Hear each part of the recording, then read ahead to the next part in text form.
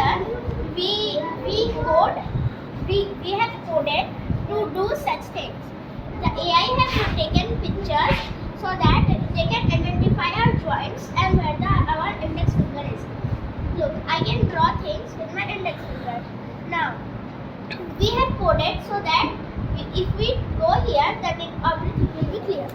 So here the AI have pictures of our hand and the joints, where the joints are.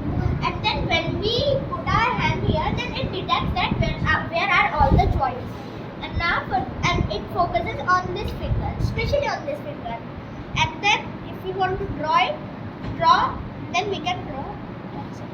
And then it traces down, and then here it is all there in canvas.